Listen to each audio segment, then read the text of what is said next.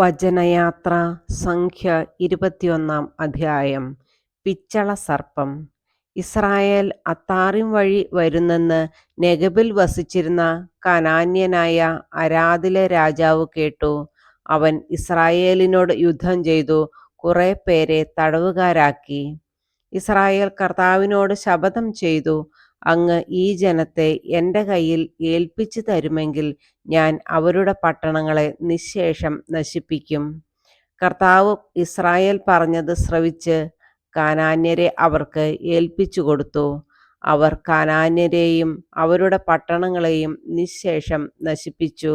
അങ്ങനെ ആ സ്ഥലത്തിന് ഹോർമ എന്ന പേരു ലഭിച്ചു. ഏദോം ചുറ്റിപ്പോകാൻ ഹോർ മലയിൽ നിന്ന് ചെങ്കടലിലേക്കുള്ള വഴിയെ അവർ യാത്ര പുറപ്പെട്ടു. യാത്രാമധ്യേ ജനം അക്ഷമരായി. ദൈവത്തിനും മോശയ്ക്കുമെതിരായി അവർ സംസാരിച്ചു. ഈ മരുഭൂമിയിൽ മരിക്കാൻ നീ ഞങ്ങളെ ഈജിപ്തിൽ നിന്ന് കൊണ്ടുവന്നതെന്തിന്? ഇവിടെ അപ്പമോ വെള്ളമോ ഇല്ല. വിലകെട്ട ഈ അപ്പം തിന്ന് ഞങ്ങൾ മടുത്തു. അപ്പോൾ കർത്താവ് ജനത്തിന്റെ ഇടയിലേക്ക് ആഗ്നേയ സർപ്പങ്ങളെ അയച്ചു. അവയുടെ ദംശനമേറ്റ് ഇസ്രായേലിൽ വളരെ പേർ മരിച്ചു.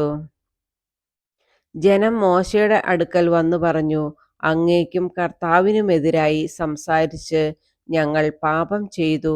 ഈ സർപ്പങ്ങളെ പിൻവലിക്കാൻ കർത്താവിനോട് പ്രാർത്ഥിക്കണമേ. മോശ ജനത്തിനു വേണ്ടി പ്രാർത്ഥിച്ചു. കർത്താവ് മോശയോട് അരുളി ചെയ്തു, ഒരു പിച്ചള സർപ്പത്തെ ഉണ്ടാക്കി വടിയിൽ ഉയർത്തി നിർത്തുക. ദംശനമേൽക്കുന്നവർ അതിനെ നോക്കിയാൽ മരിക്കുകയില്ല. മോശ പിച്ചള കൊണ്ട് ഒരു സർപ്പത്തെ ഉണ്ടാക്കി അതിനെ വടിയിൽ ഉയർത്തി നിർത്തി. ദംശനമേറ്റവർ പിച്ചള സർപ്പത്തെ നോക്കി അവർ ജീവിച്ചു. മോവാബ് താഴ്വരയിലേക്ക്. അനന്തരം ഇസ്രായേൽ ജനം പുറപ്പെട്ട് ഓബോത്തിൽ ചെന്ന് പാളയമടിച്ചു. അവിടെ നിന്ന് പുറപ്പെട്ട് മോവാബിനെതിരെയുള്ള മരുഭൂമിയിൽ ഇയ്യെ അബീറിമിൽ കിഴക്കു ദിക്കിനഭിമുഖം പാളയമടിച്ചു. അവിടെ നിന്ന് പുറപ്പെട്ട് സെരദ് താഴ്വരയിൽ പാളയമടിച്ചു. അവിടെ നിന്ന് പുറപ്പെട്ട് അർണോൺ നദിയുടെ മറുകരയിൽ പാളയമടിച്ചു. മരുഭൂമിയിൽ അമോര്യരുടെ അതിർത്തിയിൽ നിന്ന് ഉത്ഭവിക്കുന്ന അർണോൺ അമോര്യരുടെയും മോവാബ്യരുടെയും മധ്യേയുള്ള അതിരാണ്. അതിനാൽ കർത്താവിന്റെ യുദ്ധങ്ങളുടെ ഗ്രന്ഥത്തിൽ ഇപ്രകാരം എഴുതിയിരിക്കുന്നു, സൂഫായിലെ വാഹബു വരെ ഞങ്ങൾ മുന്നേറി. അർണോൺ താഴ്വരയിലൂടെ ആറിന്റെ ആസ്ഥാനം വരെ നീണ്ടുകിടക്കുന്ന താഴ്വരയുടെ ചെരുവുകളിലൂടെ. അവിടെ നിന്ന് അവർ ബേറിലേക്ക് പോയി. ജനത്തെ ഒന്നിച്ചു കൂട്ടുക, ഞാൻ അവർക്ക് ജലം നൽകും എന്ന് കർത്താവ് മോശയോട് പറഞ്ഞത് ഈ കിണറിനെ പറ്റിയാണ്. ഇസ്രായേൽ അവിടെ വെച്ച് ഈ ഗാനം പാടി, കിണറെ നിറഞ്ഞു കവിയുക, അതിനെ കീർത്തിച്ചു പാടുവിൻ. പ്രഭുക്കന്മാർ കുഴിച്ച കിണർ, ചെങ്കോലും ദണ്ഡുകളും കൊണ്ട് ജനനേതാക്കൾ കുത്തിയ കിണർ.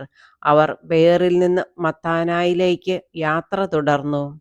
മത്താനായിൽ നിന്ന് നഹലിയേലിലേക്കും അവിടെ നിന്ന് ബാമോത്തിലേക്കും.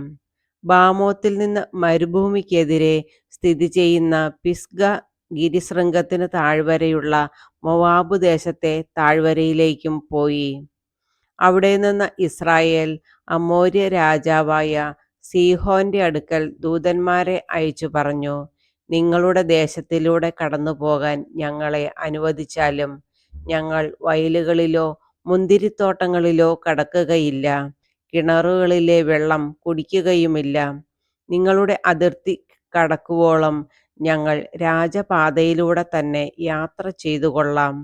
എന്നാൽ തൻ്റെ ദേശത്തിലൂടെ കടന്നു പോകാൻ സീഹോൻ ഇസ്രായേലിനെ അനുവദിച്ചില്ല. അവൻ തൻ്റെ ജനത്തെയെല്ലാം കൂട്ടി ഇസ്രായേലിനെതിരെ മരുഭൂമിയിലേക്ക് പുറപ്പെട്ടു. യാഹാസിൽ വെച്ച് ഇസ്രായേലിനോട് യുദ്ധം ചെയ്തു. ഇസ്രായേൽ അവനെ വാളിനിരയാക്കി. അർണോൺ മുതൽ യാബോക്ക് വരെ അമ്മോന്യരുടെ അതിർത്തി വരെ വ്യാപിച്ചു കിടക്കുന്ന അവന്റെ ദേശം കൈവശപ്പെടുത്തി. യാസേർ ആയിരുന്നു അമ്മോന്യരുടെ അതിർത്തി. ഇസ്രായേൽ ഈ പട്ടണങ്ങളെല്ലാം പിടിച്ചെടുത്തു. ഹെഷ്ബോൺ ഉൾപ്പെടെയുള്ള അമോര്യരുടെ എല്ലാ നഗരങ്ങളിലും ഗ്രാമങ്ങളിലും അവർ വാസമുറപ്പിച്ചു. ഹെഷ്ബോൺ അമോര്യ രാജാവായ സീഹോന്റെ നഗരമായിരുന്നു. അവൻ മോവാബിലെ മുൻ രാജാവിനോട് യുദ്ധം ചെയ്ത് അർണോൻ വരെയുള്ള അവന്റെ ദേശമത്രയും പിടിച്ചടക്കിയിരുന്നു. അതുകൊണ്ടാണ് ഗായകർ പാടുന്നത്: ഹെഷ്ബോണിലേക്ക് വരുവിൻ, അത് പുതുക്കിപ്പണിയുവിൻ, സീഹോന്റെ നഗരം പുനഃസ്ഥാപിക്കുവിൻ. എന്തെന്നാൽ ഹെഷ്ബോണിൽ നിന്ന് അഗ്നി പ്രവഹിച്ചു, സീഹോൻ പട്ടണത്തിൽ നിന്ന് അഗ്നിജ്വാലകൾ മോവാബിലെ ആർ പട്ടണത്തെ വിഴുങ്ങി. അർണോൻ ഗിരികളെ അത് വലയം ചെയ്തു. മോവാബേ, നിനക്ക് ദുരിതം! കെമോഷ് നിവാസികളെ, നിങ്ങൾക്ക് ദുരിതം! അവൻ തൻ്റെ പുത്രന്മാരെ അഭയാർത്ഥികളും പുത്രിമാരെ വിപ്രവാസികളും ആക്കി അമോര്യനായ സീഹോൻ രാജാവിന് നൽകി. നമ്മൾ ഹെഷ്ബോണിന്റെ സന്തതികളെ ദിബോൺ വരെ സംഹരിച്ചു, മെദേബ വരെ അഗ്നികൊണ്ട് അവരെ നമ്മൾ നശിപ്പിച്ചു.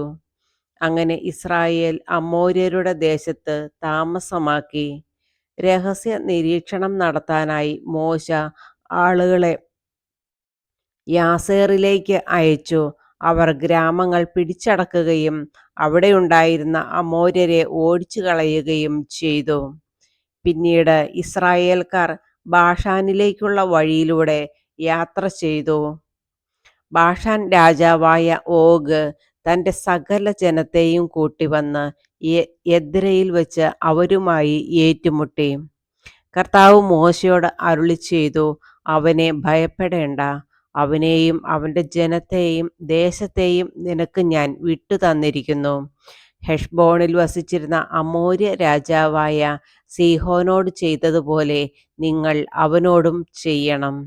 അങ്ങനെ ഇസ്രായേൽക്കാർ ഓഗിനെയും അവൻ്റെ പുത്രന്മാരെയും സകല ജനത്തെയും ഒന്നൊഴിയാതെ കൊന്നൊടുക്കി അവൻ്റെ ദേശം കൈവശപ്പെടുത്തുകയും ചെയ്തു.